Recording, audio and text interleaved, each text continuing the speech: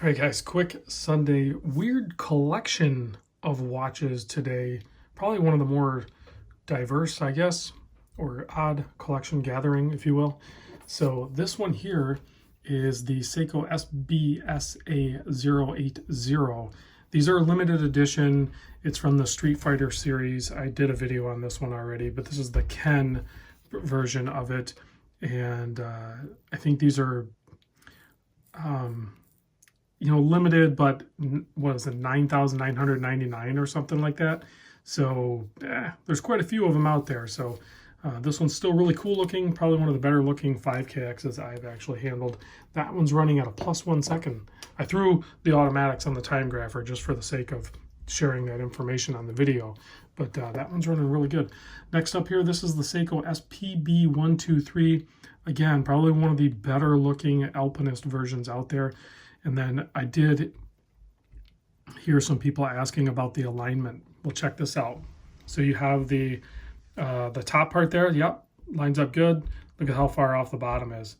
So yeah, the whole ring inside is just, it's wonky. So does it really matter? I guess, because when you're going to orientate, I mean, it matters to us that have like the OCD with the quality control, but maybe that's intentional. I don't know if the spacing of the compass or something. I don't know how all the compass stuff works. So, but typically you're going to have it at your heading. So, if it's off down here, does it really matter? I guess maybe not.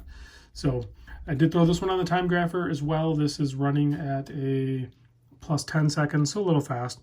But man, what a great design, and an actual really nice strap and clasp on this particular model. So happy to see that as well. Check this one out. I have not done the video on this exact watch yet. I will do that soon, but this is kind of like the fully loaded Kraken, where it's, obviously the titanium, and I know there's a lot of controversy around this whole Kickstarter project and everything like that, but the watches, once you get them in hand, at least the ones that I have handled, are very nice. So my buddy Jonathan sent this over. I'm going to do a video on it soon, but ball bearing, bezel action on these, nice coated titanium, meteor dial, and then a grayish colored ceramic bezel insert. You don't see that, and then it's fully loomed. So pretty cool watch, and it's actually running pretty good, very good, running at a +2 seconds. So, and I don't know what they're doing on the used market. They're trending, I think, for pretty good value. Just I don't know why. They drop. It's a micro brand thing. They typically drop, but. And then here in the mix of all this, I threw in a Swatch 42 Irony. So quartz watch, no seconds hand, but like a monocoque case, and then battery port access there. So very cool, fun, thin stainless steel watch. Those can be had extremely cheap on the used market. And then you got the Hamtun PSR. I did a video on this, and this got mixed reviews in the comments. I did notice that. I think it's super cool. There's a silver version, and then this is the limited edition gold version. At some point, I will have the silver version on, and actually, I have the Yama digital watch on the way. So hopefully, I'll be able to do a comparison, because a lot of people brought up the Yama in the comments for comparing this style to that one, just because of the price disparity. These are fairly expensive. I think like $1,000 new. On the used market, you can definitely get a deal on them, probably closer to the $700 range. And if it's something you're interested in, then certainly keep an eye out for the secondhand market. Keeping in line with the Hamtun, I also have this watch in. Here's the part number. I'll do a video on this one soon. It's a 38mm Khaki that is an automatic instead of just hand wind. It actually has the automatic rotor. And this thing is actually running really good too. I think it is. Let me double check here. Yeah, it's running a little slow, which I know a lot of people like them when they run fast. This one's running a -4. So it's still really good specs, I think, even if it's in the minus. And a great size for a lot of people. Nice bracelet on these, nice clasp. So, and this one's brand new, so I will do, I'll probably peel the stickers off all the way and do a video on this one this week. So look forward for that. I went through my archives because, yeah, I forget which watches I videoed. So I had to actually search my videos to make sure. I'm like, man, I feel like I've done a video on the 38 Auto Khaki, and I don't have one. So I'll do a video on that ASAP.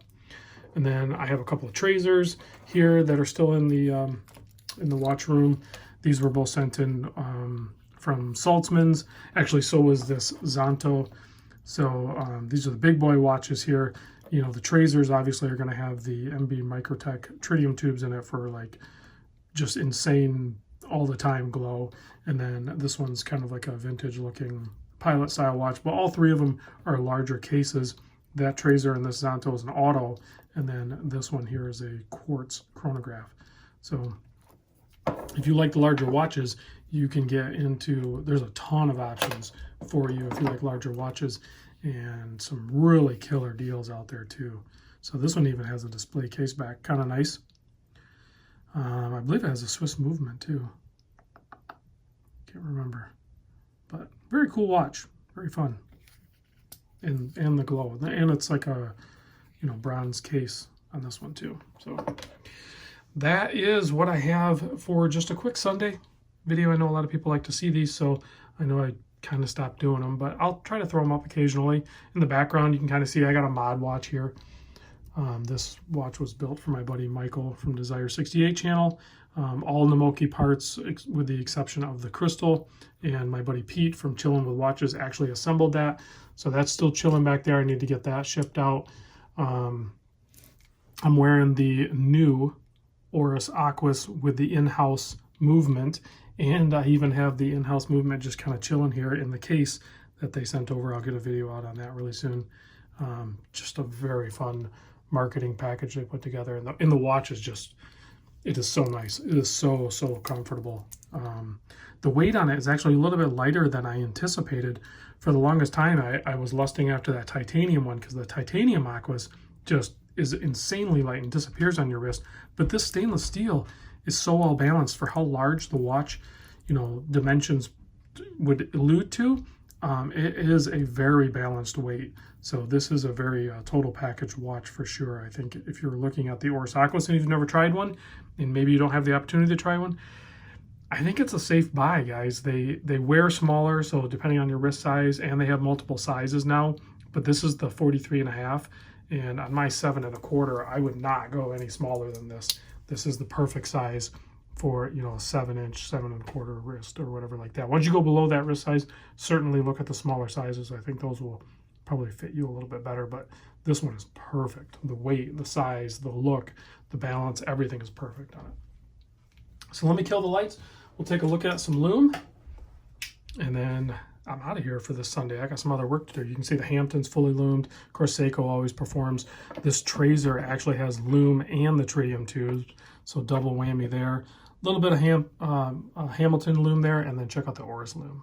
Always good. Nice BGW9. All right, guys, thanks for watching. I'll catch you on the next vid.